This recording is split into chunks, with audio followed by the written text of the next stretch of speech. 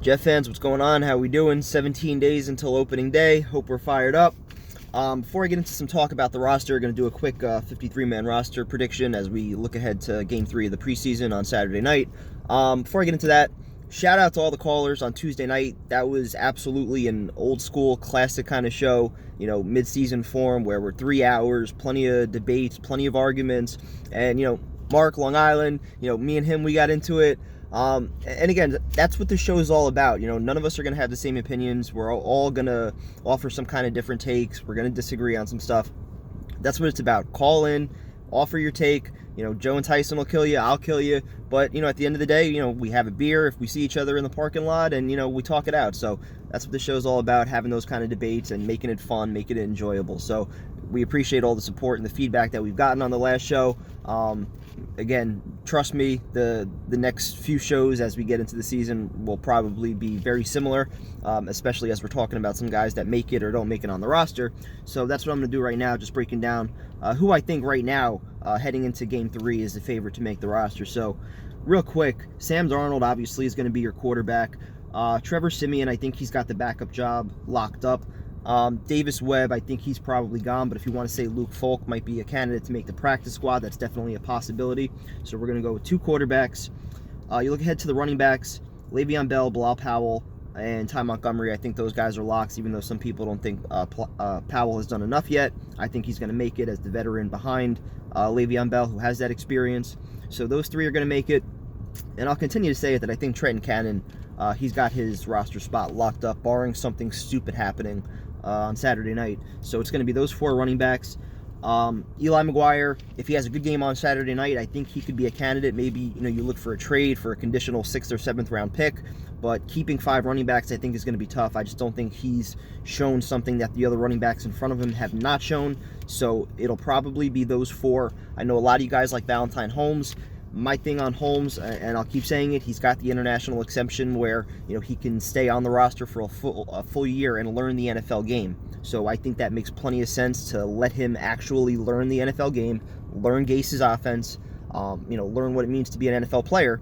And next year, if he continues to develop on some of the skills that we've already seen in camp, then he might be a fit. But for now, no reason to take away from another roster spot while you have other guys that can do it. So I think that's where Montgomery's going to be. You look ahead to the wide receivers. You got the top 3 who are going to be locks: Jamison Crowder, Quincy Enunwa, and Robbie Anderson. The next 3 I think are locks also, between Greg Dortch, who's going to be your punt returner, Deontay Burnett, who's your backup in the slot, and then Josh Bellamy, who offers plenty of stuff on special teams. So I think those are going to be your 6 wideouts. I know a lot of people like Tim White. Even Deontay Thompson has shown some stuff as a deep threat. I still think those guys are on the outside looking in right now, but with a good camp, you never know what could happen. With a good game on Saturday night, you never know what could happen. So tight ends. So right now we got 2 quarterbacks, 4 running backs, 6 wideouts. So let's go to the tight ends. I'm still going to say it's 2 tight ends that are going to make the team, with Ryan Griffin and Trayvon Wesco. Daniel Brown has definitely come on in recent days, but I have a hard time seeing them keeping 3 tight ends without their starter in there. You might say, they might want to have more options to make up for Herndon. I look at it as they're going to use the receivers they have and the running backs that they have, move Ty Montgomery around, things like that. And then when Herndon gets back in, they'll just add him into Griffin and Wesco and keep those 3. I just don't think Eric Tomlinson, based off of his time here so far, has done enough. And, Daniel Brown, I think he does have some potential, but is it worth keeping 3 tight ends over some of the other positions that I'm about to get to? So we're going 2 tight ends. Offensive line, I think, is pretty self-explanatory. You got the starting 5 with Beecham, Osemele, Khalil, Winters, and Brandon Shell. Alex Lewis is going to be your top backup at guard. Jonathan Harrison, backup center, backup guard. Udoga is going to be your top backup at tackle. And then I think Tom Compton is going to be the next guy up. It's going to be 9 offensive linemen, I think, but with Tom Compton, I think he makes it right now. But if a veteran tackle shakes loose, because Compton's more of an interior guy, and I think they have that with Lewis and Harrison, who offers that as a guard and a center. I think if a veteran tackle shakes loose, that might bump Compton, but I do think we're looking at 9 on the offensive line. So if we're breaking that down, we're talking about 10, 14, 23 guys right now as we move ahead to the defense. So this number might surprise some people, but I'm going with 7 on the defensive line only because I do think it's going to be a lot of 4-man fronts, as we've been saying recently. So if you're talking about Quinnen Williams, Lennon Williams, Steve McClendon, and Henry Anderson as your top 4, then you've got your depth with Bronson Kafusi, Nathan Shepard, and Foley Fatukasi. So I think that's going to be your top 7 on the defensive line. For a while I thought it was going to come down to Shepard or Foley to make it on that last spot, but I think both have shown enough where you can get away with keeping 7 defensive linemen, especially if the plan is to use a lot of 4-man fronts. So we're going 70 linemen, which brings us up to 30. Looking at the linebackers, so right now I have us at possibly 10, which again is a number that sounds like a lot, but considering you just lost Avery Williamson, you're going to have Polite on the roster all year, but you don't really know how much he's going to be able to contribute in year 1. So I think there's a lot of reasons why it might make sense to carry 10 linebackers.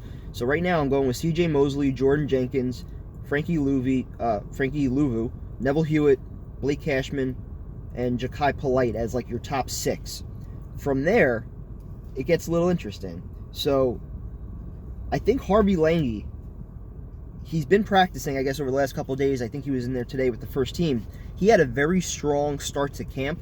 I think if you're talking about him being able to play significant reps on Saturday night and he produces, I think it's going to be a roster spot for him, which might surprise some people. Who else do we got? James Burgess, I think he's probably done enough to make it.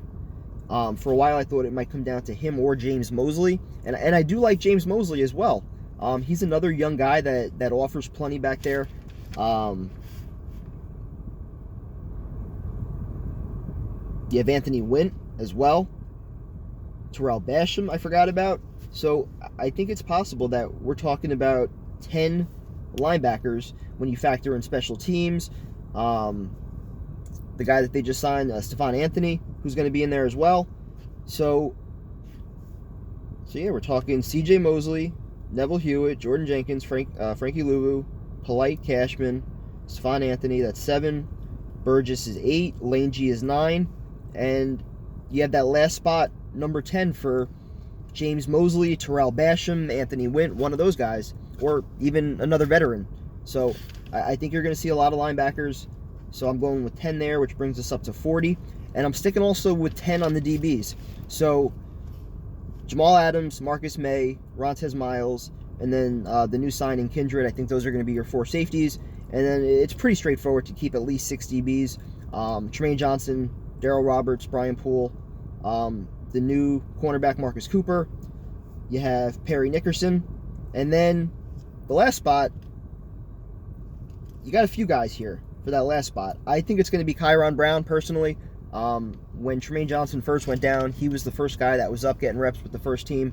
I know he's been down for the last couple of days with the hamstring injury, but I think they really view him as a guy who came in undrafted, but I think they saw his potential right away. If you read a lot of the scouting reports, this was a guy who some people thought was going to be drafted in the 6th or 7th round, who does have man cover skills, and the fact that they elevated him right away when Tremaine Johnson went down, I think that says a lot about how they view him potentially long term. So I don't think they're going to risk exposing him to waivers or anything. So I'm going to say Kyron Brown makes the roster, and those are going to be your 6 corners. Practice squad guys, obviously now, Bleswan Austin, he hasn't played yet, so he's still going to be able to start the year on injured reserve, so they don't have to worry about cutting him or potentially losing him.